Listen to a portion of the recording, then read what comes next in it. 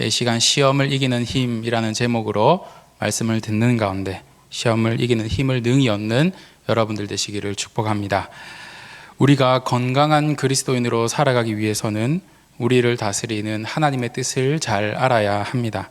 하나님이 어떤 성품을 가진 분이신지, 또 우리에게 무엇을 원하시는지, 우리를 어떻게 다스리시는지, 또 우리를 어떻게 구원하셨는지를 알아야 하나님의 뜻대로 살아갈 수 있습니다. 또 우리는 사람에 대해서도 잘 알아야 합니다. 하나님이 만든 이 사람이라는 존재가 어떤 존재인지, 또 우리가 어떻게 온전해질 수 있는지, 어떻게 살 때 가장 행복함을 누리는지를 알아야 우리의 삶이 더 은혜롭고 풍성할 수 있습니다. 그래서 우리는 하나님이 우리에게 하신 말씀, 이 성경을 우리의 유일한 신앙의 기준으로 삼아 알기에 힘써야 합니다. 그러나 성경은 우리가 알아야 할 대상이 하나 더 있음을 알려줍니다. 그것은 우리의 대적 마귀입니다. 하나님과 우리 사이를 이간질하여 멀어지게 하고 또 심지어 영혼을 빼앗고자 시도하는 그 사탄, 마귀, 귀신의 존재입니다. 여러분들 모두 지피지기 백전백승이라는 의미를 잘 아실 것입니다. 무슨 뜻입니까? 적을 알고 나를 알면 100번 싸워도 어떻게 되죠? 100번 이긴다라는 의미입니다. 지피지기 백전불태라는 이 손자병법에 있는 원문을 인용한 말인데요. 이 말 역시 적을 알고 나를 알면 100번 싸워도 위태롭지 않다라는 의미입니다. 즉 승리를 위해서는 나에 대해서도 잘 알아야 하지만 적에 대해서도 잘 알아야 한다라는 것을 알려줍니다. 그것이 승리의 가장 큰 비법 중 하나입니다. 그래서 우리는 하나님을 굳게 믿음과 동시에 우리의 대적, 우리의 원수 사탄에 대해서도 알아야 더 큰 승리를 얻게 됩니다. 복싱 경기를 앞둔 선수는 코치와 함께 고된 훈련을 합니다. 체력을 키우고 또 체중을 관리하는 등 승리를 위해서 자기 자신에게 이로운 모든 것들을 극대화시키기 위해서 애씁니다. 그러나 그것뿐만 아니라 상대 선수를 알기 위해서 힘쓰죠. 상대 선수의 습관이나 약점을 찾아내기 위해서 이 상대 선수가 치러왔던 경기를 영상으로 수백 번 돌려보면서 그것들을 찾아냅니다. 그렇게 그 경기를 준비한다면 승리를 얻을 확률이 올라가는 것은 당연합니다. 사탄은 전략적입니다. 우리를 넘어뜨리기 위해서 최선을 다합니다. 심판날에 함께 영원한 사망에 들어갈 영혼들을 조금이라도 더 모으기 위해서 쉬지 않고 일합니다. 자기 자신의 권세를 유지하려고 물불 가리지 않고 덤벼듭니다. 많은 사람들이 자기 권세 앞에 무릎 꿇게 만들려고 합니다. 그리고 오늘날 우리 역시 이 사탄의 시험 앞에서 절대 자유롭지 못합니다. 왜냐하면 사탄은 하나님의 아들 예수님까지 찾아가서 시험했기 때문입니다. 예수님까지 시험한 마귀라면 연약한 오늘날의 우리는 당연한 공격의 대상입니다. 본문에 기록된 이 마귀의 시험과 그 시험을 이기신 예수님을 통해 마귀는 어떻게 시험하며 그 시험을 우리가 무엇으로 이길 수 있는지를 알 수 있습니다. 먼저 마귀가 우리를 넘어뜨리기 위해 어떤 전략을 사용하는지를 보겠습니다. 첫 번째로 마귀는 우리가 가장 연약해져 있는 순간을 노립니다. 사탄은 우리를 넘어뜨리기 위해서 온갖 다채로운 방법을 동원합니다. 우리를 하나님에게서 떨어져 나가게 할 수만 있다면, 자기의 그 권세 앞에 무릎 꿇릴 수만 있다면 어떠한 방법이든 사용합니다. 그 목적을 이루기 위한 형태가 다양합니다. 왜냐하면 우리 각자가 다양한 연약함을 가지고 있기 때문입니다. 마귀는 우리의 연약함에 대한 완벽한 분석을 해냅니다. 마귀의 전공 과목은 바로 우리의 연약함입니다. 이미 그 분야에서는 이 업계에서 인정을 받았죠. 하나님은 우리의 연약함을 잘 아셔서 우리를 단련시키시고 하나님의 형상답게 만들어 가시지만 마귀는 우리의 연약함을 잘 알아서 우리를 넘어뜨리려고 호시탐탐 기회를 노리고 있는 것이죠. 이렇듯 마귀는 예수님께서 가장 연약해진 순간을 놓치지 않고 시험합니다. 예수님은 광야에서 40일간 금식하셨습니다. 본문 2절에서 이 모든 날에 아무것도 잡수시지 아니하시니 날수가 다함에 줄이신지라 라고 밝히듯이 예수님은 40일간 아무것도 드시지 않아서 굉장히 극심한 배고픔을 느끼는 중입니다. 예수님은 참 하나님이시지만 또 참 사람이시기 때문에 사람들이 느끼는 것들을 다 겪으셨습니다. 배고픔 외에도 피곤하셔서 배 위에서 주무시기도 하셨고, 슬퍼하셔서 우시기도 하셨고, 성전을 더럽히는 자들에게 분노하기도 하셨습니다. 그러나 우리와 다른 점은 우리처럼 육신의 그 연약함 때문에 넘어지는 분이 아니라는 것입니다. 예수님은 완전하신 참 사람이기 때문이죠. 마귀는 예수님이 금식을 마칠 때까지 기다렸다가 시험합니다. 금식 첫날부터가 아니라 끝날 때까지 기다린 것입니다. 인간으로서 가장 연약한 타이밍을 기다린 후에 다가가서 네가 만일 하나님의 아들이라면 돌들을 떡덩이가 되게 하여 먹으라고 시험합니다. 마귀는 예수님이 40일간 금식한 것도 알고 있었고 하나님의 아들이기 때문에 돌들을 떡이 되게 할 수 있는 능력을 가지고 있다는 것도 알고 있습니다. 마귀의 이 첫 번째 시험을 굉장히 생체학적으로 이해하시는 분들도 있는데요. 이 40일을 굶은 후에 떡을 바로 먹으면 어떻게 됩니까? 체하겠죠. 장이 꼬이겠죠. 그렇게 예수님을 암살하려는 마귀의 계략이다라고 생각하시는 분들도 있습니다. 그러나 마귀는 이 예수님의 권능을 자기의 발 아래 두려고 이런 시험을 한 것입니다. 하나님의 권능을 자기 권세 아래에 두려고 하는 이 악한 시험을 한 것이죠. 이처럼 마귀는 우리가 가장 연약해진 순간을 기다립니다. 그리고 우는 사자같이 달려듭니다. 동물의 왕국을 보면 사자가 사냥하는 장면을 자주 볼 수 있죠. 사자가 가장 먼저 노리는 먹잇감은 절대 건강한 먹잇감이 아닙니다.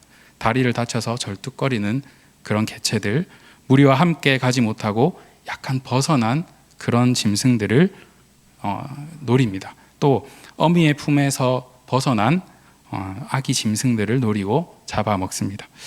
이처럼 마귀는 우리가 연약한 부분을 알고 그 부분을 집요하게 물어뜯습니다. 우리의 컴플렉스를 너무 잘 알고 있습니다. 성경의 많은 인물들도 이 각자의 연약함으로 무너지는 모습들을 보게 되죠. 아브라함은 이 생명의 위협이라는 그 연약함 앞에서 아내 사라를 누이라고 속였습니다. 요나는 자기 의라는 그 연약함 앞에 하나님의 명령을 피해서 숨는 행위를 행했습니다.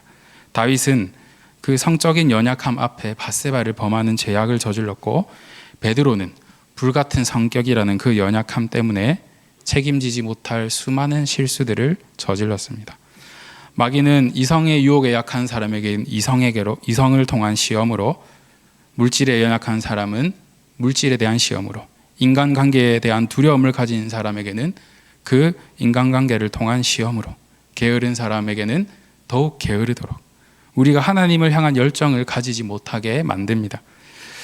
우리가 가진 연약함은 무엇입니까? 어느 때에 가장 시험에 잘 넘어집니까? 어떨 때 나는 하나님과 가장 상관없는 사람이 되어 있습니까? 어느 순간 하나님의 말씀이 잔소리처럼 들립니까? 어느 때에 세상 나라가 하나님 나라보다 더 아름답게 보입니까?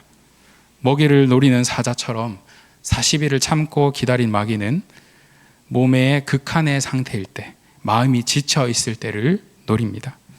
예수님도 발 아래 두려 시도했던 그 마귀는 오늘날 존귀한 하나님의 자녀인 우리들 역시 자기 발 아래 무릎 꿇은 노예로 전락시키려고 만듭니다.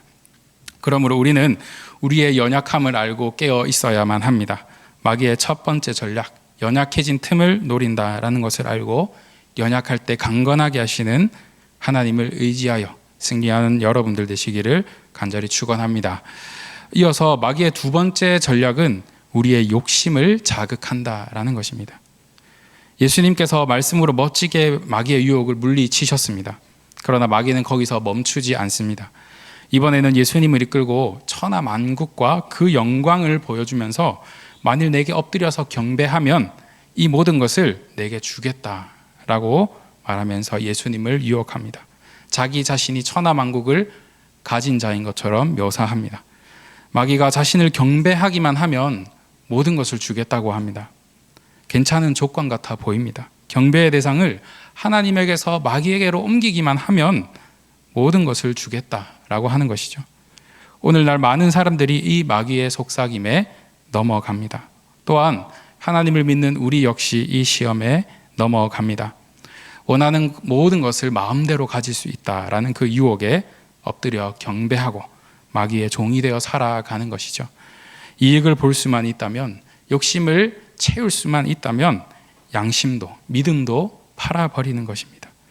마귀는 우리가 가진 욕심을 잘 알고 있습니다. 그 욕심을 만족시켜주겠다는 유혹으로 우리를 넘어뜨립니다. 우리는 이 정도는 괜찮겠지, 하나님도 봐주시겠지라는 그 마음을 가지고 우리의 욕심을 충족시키기 위해 행하고 있는 모든 악한 행위들을 버려야 합니다. 욕심은 때로는 우리가 더 발전할 수 있는 선한 목표를 가지게 하기도 합니다. 더 좋은 대학, 더 좋은 직장, 더 좋은 환경, 더 나은 무언가를 위해서 살아가는 것이 다 나쁜 것은 아닙니다. 그것을 통해서 하나님의 영광을 나타낼 수 있다면 그것은 좋은 일입니다. 그러나 더 좋은 것들, 더 많은 것들을 가지기 위한 욕심이 최종 목적이 되어서는 안 되는 것입니다. 하지만 마귀는 그것이 우리의 삶의 목적이 되도록 유혹합니다. 하나님의 이름이 아닌 우리의 이름을 위한 삶을 살라고 하면서 그 일을 도와주겠다라고 합니다. 그러나 그런 목적만을 위해 살다 보면 우리는 어느새 하나님과는 전혀 상관없는 삶을 살아가게 됩니다. 마귀는 우리의 선한 열정이 하나님을 향하지 못하게 만듭니다. 우리의 욕심을 이용하여 그 욕심의 노예가 된 삶을 살게 만듭니다. 좋은 이유로 시작한 일도 변질되게 만들어서 그 과정과 결과에 있어 욕심의 성취만이 남도록 만들어버립니다. 하나님이 받으셔야 할 영광을 스스로 취하고 그것이 우리를 만족시킬 것이라 속입니다. 욕심을 이루지 못하면 실패한 삶이며 가치 없는 삶이라고 말합니다. 광야에서 금송아지를 섬기며 그 금송아지가 자신들을 구원했다고 외쳤던 그 이스라엘 백성들과 같이 하나님이 아닌 사탄을 섬기도록 만듭니다. 고대인들에게 있어서 눈에 보이는 우상은 아주 매력적인 것이었습니다. 지금은 우상에게 절하는 행위가 굉장히 비과학적이고 우스운 일처럼 보이지만 이 과학이나 인문학이나 각 영역의 학문이 지금만큼 발전되지 않았던 고대인들에게 있어서 우상은 큰 의미가 있었습니다. 그들은 자연을 주관하고 선과 악을 심판하는 사람을 초월한 신적인 존재가 있다는 사실을 느끼고 두려움을 가지기는 했습니다. 그러나 그 존재가 누구인지 알 수 없고 눈에 보이지 않기 때문에 두려웠습니다. 그리고 그 두려움에서 해방되기 위해서, 그리고 그 해방을 통해 자기 삶을 자기 주체적으로 이끌어가기 위해서 그 초월적인 존재를 소유하고자 하는 욕구를 가졌습니다. 결국 그들은 자신들이 생각하는 신의 형상을 만들어서 그것을 직접 눈으로 볼 수 있도록 만드는 것으로 자기 자신의 욕심을 충족시켰습니다. 보이지 않는 두려움이 다가올 때마다 눈에 보이는 우상을 보며 위안을 얻었습니다. 그리고 그것을 손에 쥘 수 있도록 만들고 품에 넣어 다니며 만족감을 얻었습니다. 자기 욕심을 만족시키기 위해서 각자의 신을 섬기는 다양한 방법들로 만족을 얻었습니다. 제물을 바치고 절하고 주문을 외우기도 하고 품에 품고 다니기도 하며 그들은 자기의 욕심을 만족시켰습니다. 그러나 오늘날 우리도 크게 다르지 않습니다. 언젠가부터 우리는 아이돌이라는 말을 흔하게 사용합니다. 아이돌은 우리나라는 물론 전 세계적인 인기를 얻는 가수 또는 연예인을 지칭하는 말로 사용되죠. 그런데 아이돌이라는 말의 본래 의미가 무엇입니까? 우상이라는 의미입니다. 사전적인 의미를 찾아보면 숭배물, 사기꾼, 협잡꾼이라는 의미도 포함되어 있습니다. 아이돌이라는 말은 헬라어 에이도스라는 말의 어원을 두고 있는데 에이도스는 형상이라는 뜻입니다. 결국 우상은 형상일 뿐 본질이 아닌 것입니다. 그러나 마귀는 그 형상이 본질이라며 속이고 우리가 그 형상의 노예가 되도록 전락시킵니다. 우리는 무엇으로 만족을 얻으며 살아가고 있습니까? 무엇이 나를 만족시켜주는 형상입니까? 그 형상의 본질은 무엇입니까?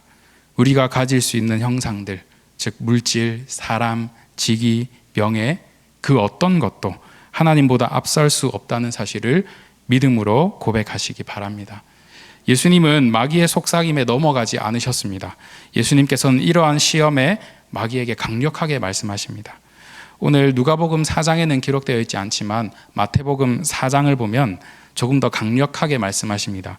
사탄아 물러가라 기록되었으되 주 너의 하나님께 경배하고 다만 그를 섬기라 하였느니라 라고 말씀합니다. 천하 만국의 주인인 하나님께 경배하지 않고 그것을 자기의 것이라 속여 숭배하게 만드는 그 마귀에게 호통을 치시고 하나님의 말씀으로 승리하셨습니다. 마귀는 하나님의 것이 내 것이 될 수 있다고, 그것이 우리를 영원히 만족시켜 줄 것이라고 우리의 욕심을 자극합니다.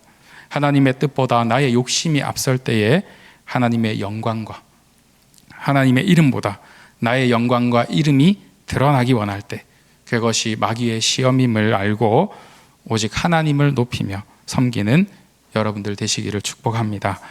이 마귀의 세 번째 전략은 하나님의 말씀을 왜곡하는 것입니다. 마귀는 마지막으로 예수님을 예루살렘 성전 꼭대기로 데려갑니다. 그리고 이렇게 말하죠.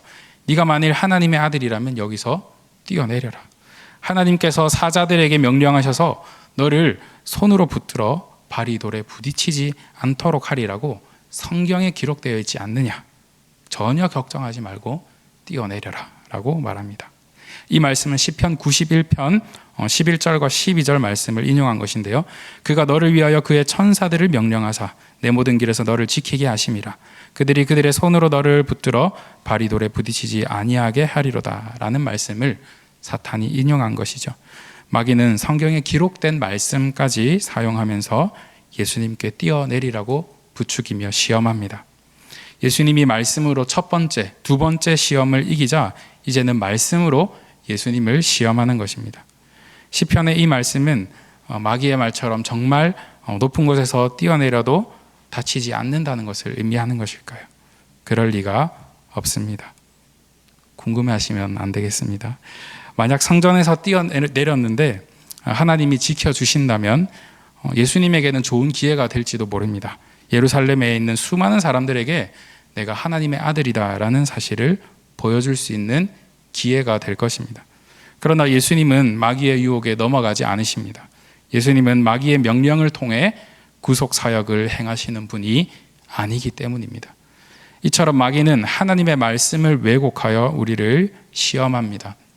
우리를 향하신 하나님의 사랑의 음성을 왜곡하여 그것을 듣기 싫은 거북하고 부담스러운 말씀으로 느껴지도록 만듭니다. 하나님을 오해하게 하고 하나님이 사랑이 없다고 말하며 말씀을 거부하게 만듭니다. 하나님의 말씀이 절대 진리가 아니며 과학적이지 못하고 비합리적이며 세상 교훈과 다를 바 없다고 속입니다. 그러나 이런 마음은 100% 마귀가 주는 마음입니다.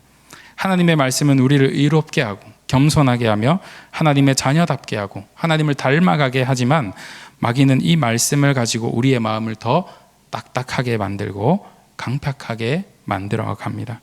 그래서 우리는 우리 심령에 찔림이 있는 말씀을 들을 때에 삐딱한 마음을 버려야 합니다. 성경의 말씀이 유일한 진리요 우리를 살리는 말씀임을 믿고 아멘으로 받아야 합니다. 그런 여러분들 되시기를 주님의 이름으로 축원합니다.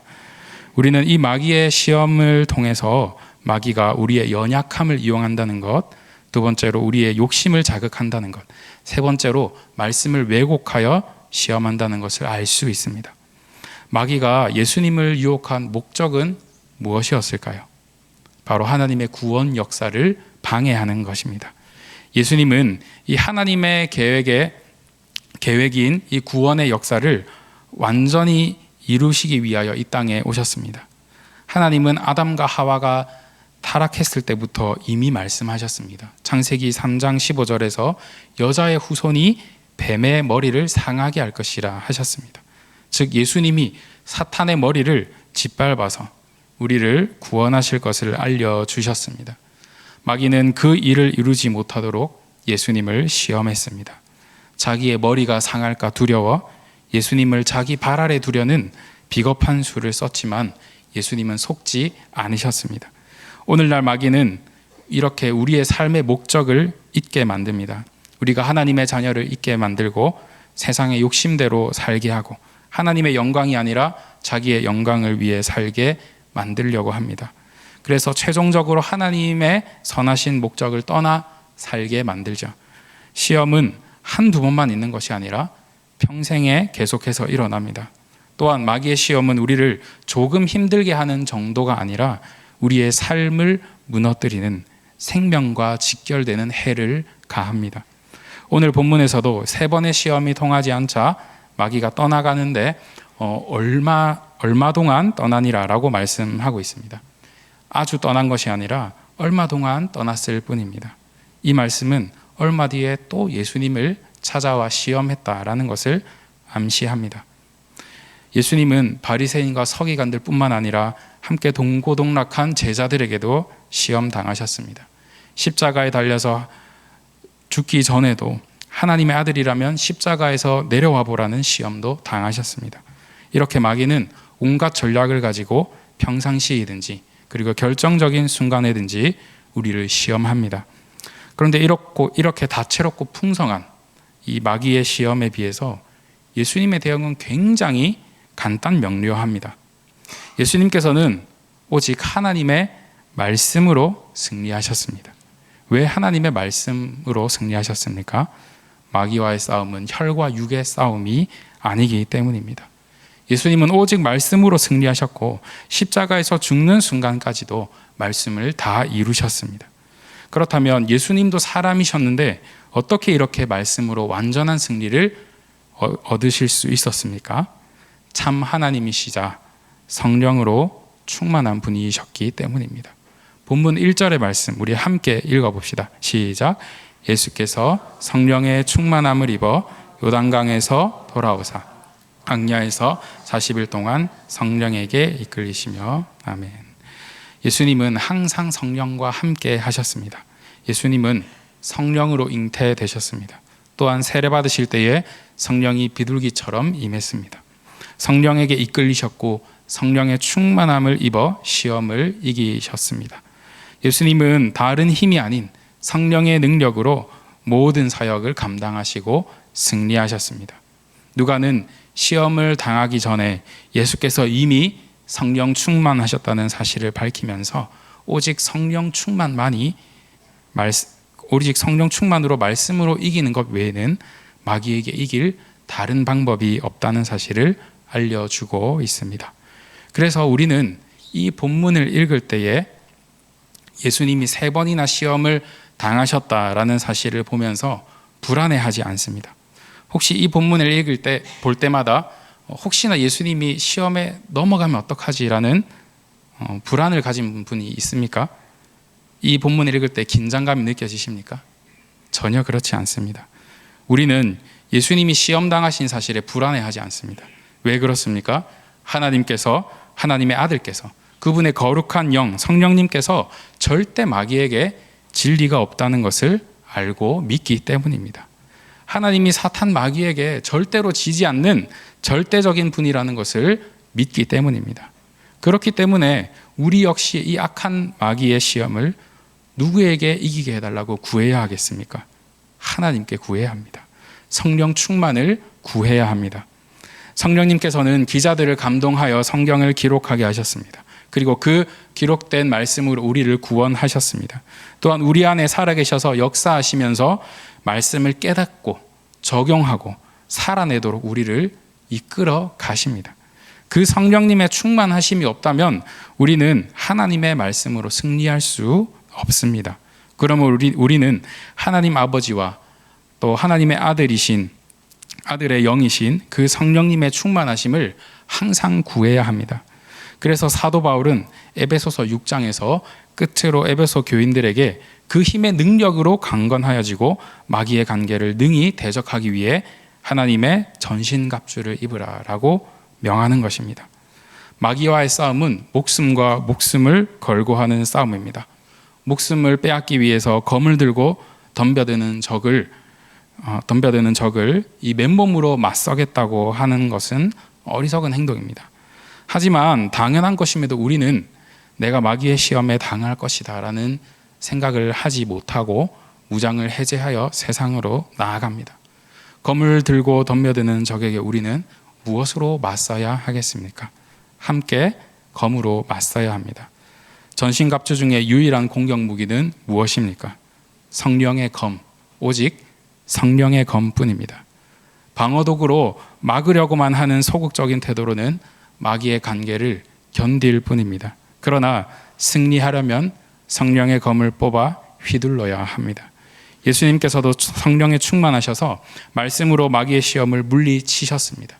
마귀의 시험을 견디는 정도가 아니라 그가 떠나가게 하셨습니다.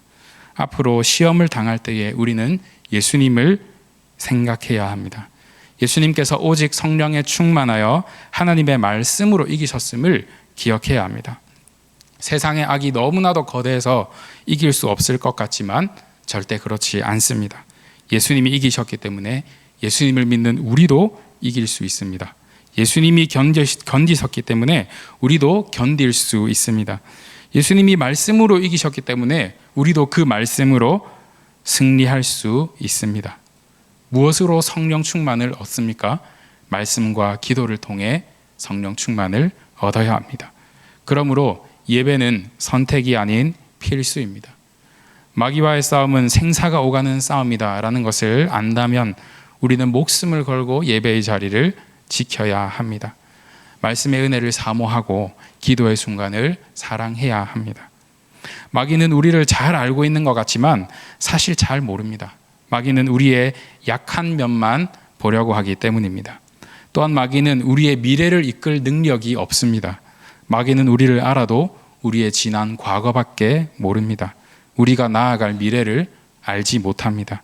그래서 마귀는 시험을 통해서 우리가 더 나아가지 못하도록 우리를 걸려 넘어지게 만드는 것이 최선입니다. 그러나 하나님은 인격적이셔서 우리를 잘 아시는데 마귀와는 다르게 우리의 연약함을 아시되 그 연약함을 통하여서 하나님을 의지하게 하시고 우리에게 이길 힘을 더해 주십니다.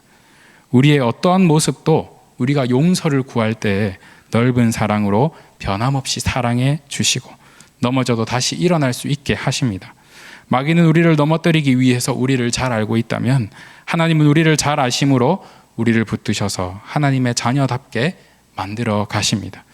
그래서 하나님은 과거에도 현재에도 미래에도 선하십니다. 그분의 계획도 뜻도 일하심도 결과도 선합니다. 그렇기에 우리는 연약하지만 소망이 있습니다. 하나님 안에서 우리의 믿음이 날이 갈수록 강건해질 것이기 때문입니다. 오늘 말씀에 통해 마귀의 전략을 알게 되었습니다. 하나님은 이런 마귀의 전략으로 불안해하지 않으십니다. 두려워하지 않으시고 우리를 이끄시고 우리를 성령으로 충만하게 하시어 승리하게 하십니다. 하나님은 비겁한 아브라함을 믿음의 조상이 되게 하셨고 도망간 요나를 돌이켜 니느웨를 회개하게 하셨고 간음하고 살인한 다윗을 마음의 합한 자로 만드셨으며 연약한 베드로를 순교하기까지 복음을 전하는 사도가 되게 하셨습니다. 세상은 우리의 연약함을 수치라고 얘기하지만 우리는 우리의 연약함을 자랑할수록 강건하게 될 것입니다. 하나님은 우리를 성령으로 인도하사 하나님의 사람으로 반드시 만들어 가십니다. 이제 성령으로 충만함을 구하며 마귀에게 패배한 전적이 아닌 승리의 흔적이 우리의 삶 가운데 충만하여지기를 주님의 이름으로 축복합니다.